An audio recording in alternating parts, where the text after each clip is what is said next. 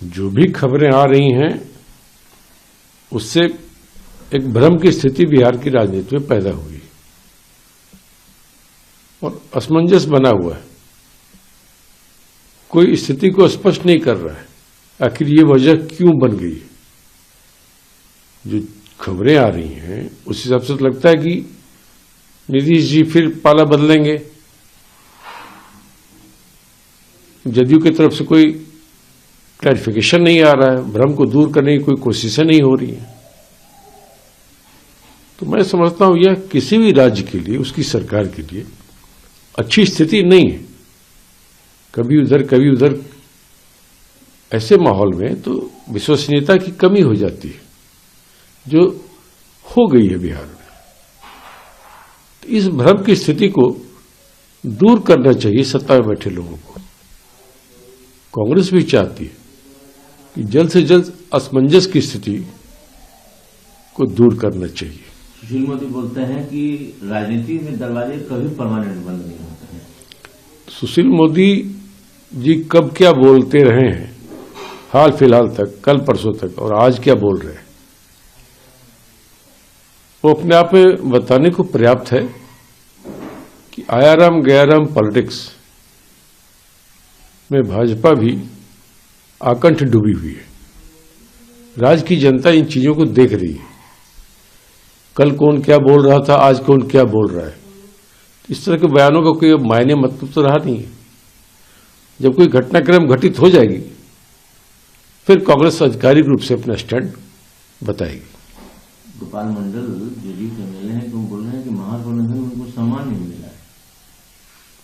देखिए, अब इस तरह के बयान आना स्वाभाविक है। इसलिए मैंने कहा ना, कौन क्या बोल रहे हैं, कल क्या बोलते थे, ये सब चीजें कोई मायने नहीं रखता है।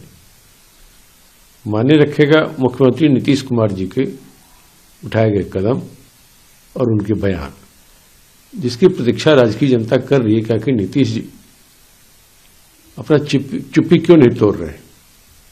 उन्हें बताना चाहिए आखिर क्या परिस्थिति हो गई, क्यों कोई बड़ा कदम उठाने जा रहे हैं, या जो स्थिति असमंजस की बनी हुई है ये क्यों बनी हुई है, क्या इसको दूर करना उचित नहीं समझते वो।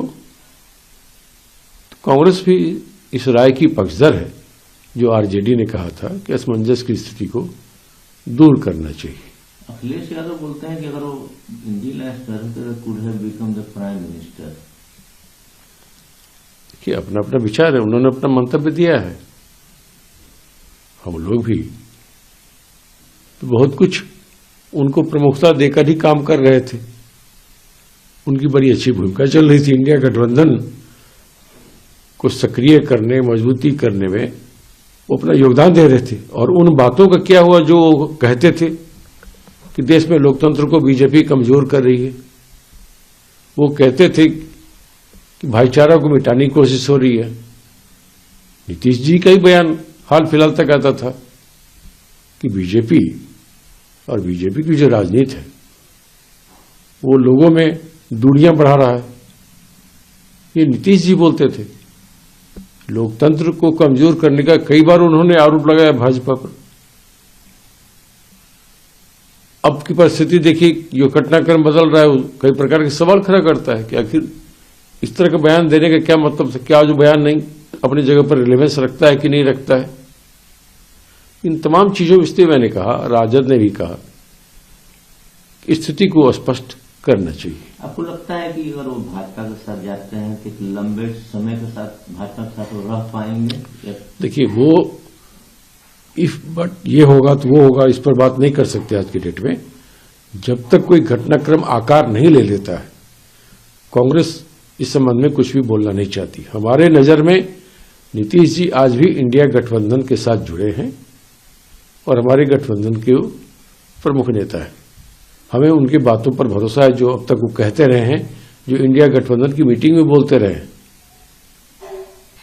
इसलिए जब तक कोई निर्णय या कोई कदम स्वयं नीतीश जी नहीं उठाते हैं तब तक कुछ भी आधिकारिक तौर पर हम नहीं बोलेंगे। हम सिर्फ इतना ही कह सकते हैं कि नीतीश जी हमारे गठबंधन के आज भी इस समय तक हिस्सा बने हुए हैं।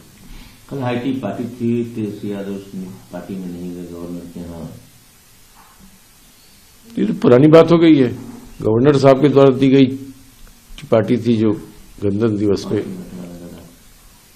आता है, तो वो कौन उसमें आए नहीं गए ये वही लोग बताएंगे ना, जो उसमें गए और जो उसमें नहीं गए। इससे मेरा बोलना उचित नहीं।